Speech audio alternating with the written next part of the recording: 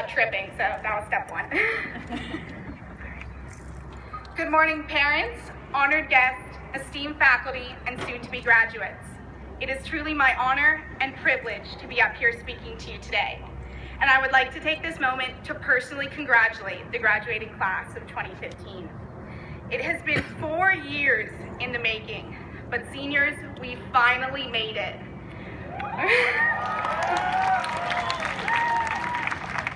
Over these past 4 years, we have each grown in ways that our young Froshbox attending self could have never imagined. We are not the same person who accidentally walked into the wrong classroom on the first day of freshman year, or who got a detention for wearing the wrong color of socks, or who dropped all of their books down the overcrowded Riverside building stairs. And while unfortunately many of us still make these mistakes, we are finally at a point where we can laugh about it, or at least write about it in our senior surveys. We have endured the endless hours of studying, the grueling college application process, and the overall stress associated with high school. So today is our day. It is a day to reflect on our accomplishments, on the lasting friendships that we have made, and on the moments that we have all too often taken for granted. In preparing for today, I watched countless videos of commencement speeches at some of our nation's finest universities. And in doing so, I realized that despite the very different universities and approaches that each speaker took, every speech touched upon the idea of success.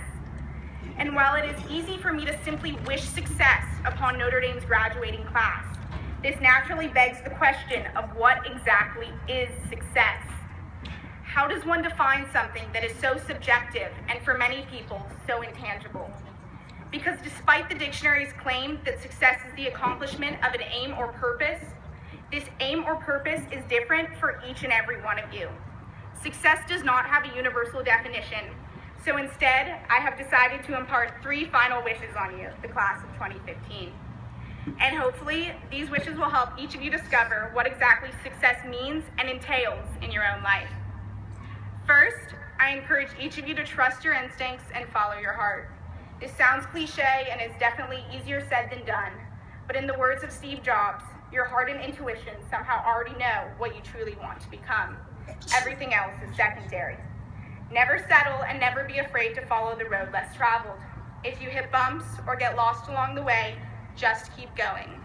Have faith that everything will be okay, because as many of us learned on Kairos, life is difficult and time is limited. So I encourage you not to waste it doing something that you do not love. Find your passion and pursue it. Again, everything else is secondary. My second wish is for each and every one of you to learn from your future failures. Because despite what has been taught for the majority of your structured lives, there is value in failure. Accordingly, there is a reason that one of the Common App prompts this year, and I know this is a name that none of us ever wanted to hear again, but there is a reason that they specifically asked about failure and not about success. Yes, even the makers of the Common App recognize the inherent value of failure and its ability to put our lives in perspective.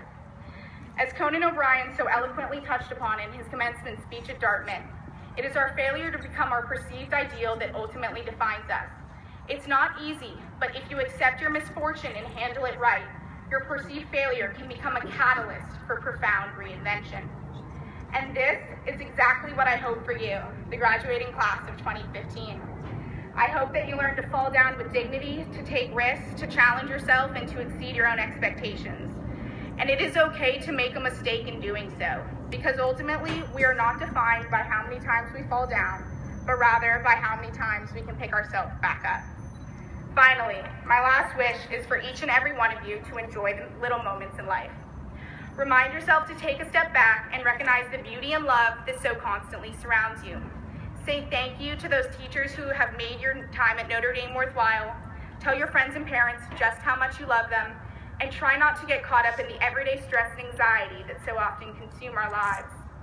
Trust that even when times get difficult, there is a plan for you.